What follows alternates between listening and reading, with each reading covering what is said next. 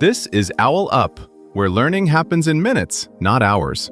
For a deeper journey, explore all our courses at owlup.co. Now, let's dive in.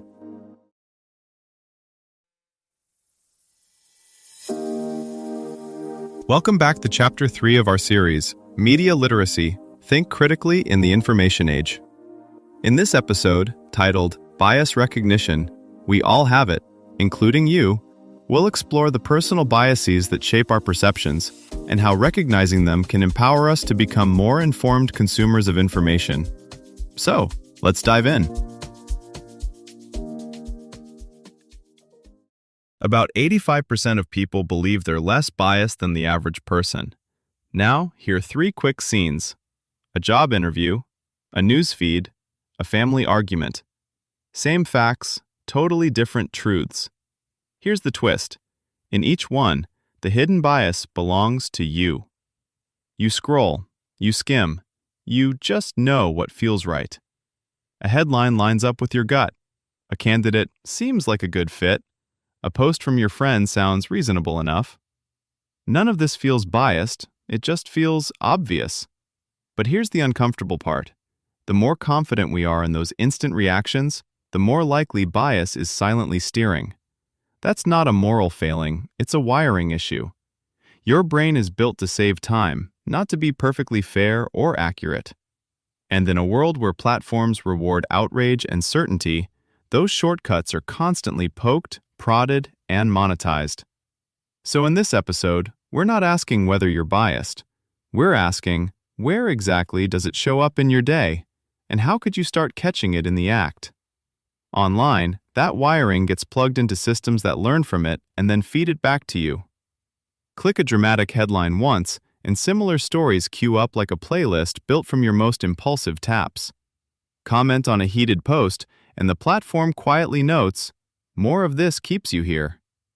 The result isn't a cartoon villain controlling your mind. It's a steady tilt in what you see, trust, and ignore.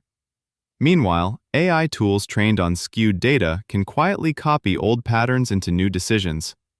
To navigate all this, you'll need 2 skills: noticing your own habits and inspecting the pipes delivering your information. Open a psychology textbook and you'll find a sprawling map of human shortcuts. More than 180 named biases so far. That sounds abstract until you watch a few of them line up in your daily media diet. Confirmation bias nudges you to click what fits your existing view first. Then the availability bias makes the loudest, most vivid stories feel like the most important ones, whether or not they are. Add the halo effect. If you trust a person, you're more likely to trust their take on everything from vaccines to voting rules, even outside their expertise. Now shift from you to the system around you.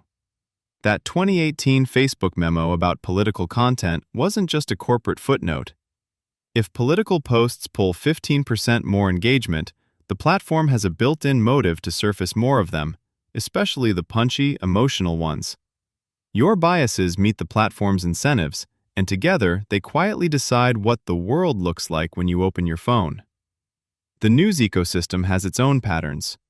A Stanford study found only 14% of high school students could reliably tell news from opinion.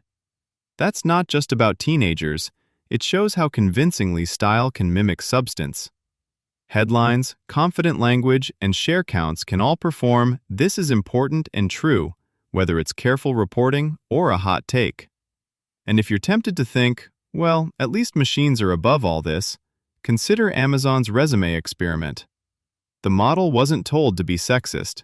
It simply learned from past hiring data, noticed that successful candidates skewed male, and started treating the word "women's" as a negative signal. When the past is biased, the future gets automated bias at scale. Here's the tricky part: the bias blind spot. In lab studies, about 85% of people rated themselves as less biased than others, even while showing the same patterns on tests. We're pretty good at spotting slants in our opponents and strangely generous with our own side. Think of this like adjusting a recipe. If you never taste as you go, you'll assume the seasoning is perfect because you're the one who added it. Metacognition and media literacy are you pausing to taste, asking not just, do I like this, but why does this feel right to me, and who helped shape that feeling? You're at a family dinner. Your uncle shares a dramatic story he saw on the news. You vaguely remember a different version. Instead of arguing, you both pull out phones. His feed shows a thread of alarming clips. Yours shows a calm explainer. Same topic, same day, different reality menus. Now switch scenes. You're hiring for a group project. Two classmates have similar skills. One went to your school, one transferred recently. You tell yourself you're judging only the work, but you feel you just click with the familiar background and start reading their contributions more generously. Or you're checking reviews for a gadget. The first three are 5-star raves, written in the same energetic style. Without noticing, every later review gets compared to those early cheerleaders, and the 3-star with detailed pros and cons feels negative, even if it's the most informative. Moments like these aren't rare outliers. They're everyday data points where your mind, your feeds, and your habits quietly sync up. The work is learning to spot the patterns while you're still in the scene, not just afterwards. A world that notices its own slants could work very differently. News feeds might come with nutrition labels that show which voices are missing. Schools could treat source checking like learning to drive, a basic license for participating in public life. In offices, teams might rotate a bias spotter role the way they rotate meeting chairs. As tech starts tailoring reality through AR or brain-linked devices, the skill won't be avoiding bias, but steering through it on purpose. You won't erase bias, but you can learn its rhythm. Treat each strong reaction like a yellow light, not a green one. Pause, scan for missing angles, and test one small habit change: a new source, a slower read, a question you haven't asked before. Over time, those tiny course corrections add up, like nudging a wheel that slowly steers you toward clearer judgment. Start with this tiny habit. When you catch yourself making a snap judgment about someone's competence in a meeting, like assuming the loudest voice is the expert, silently ask yourself, what actual evidence do I have for that? Then, add just one beat of curiosity by thinking of one alternative explanation. For example, maybe the quieter person has insight but isn't jumping in. If you're about to respond, pause for one breath and invite one more voice into the conversation with a simple, "I'd like to hear what you think too." This was OwlUp, your daily step forward. This series continues with more chapters on OwlUp.co. Visit OwlUp.co to access the complete course and continue your learning journey. See you there!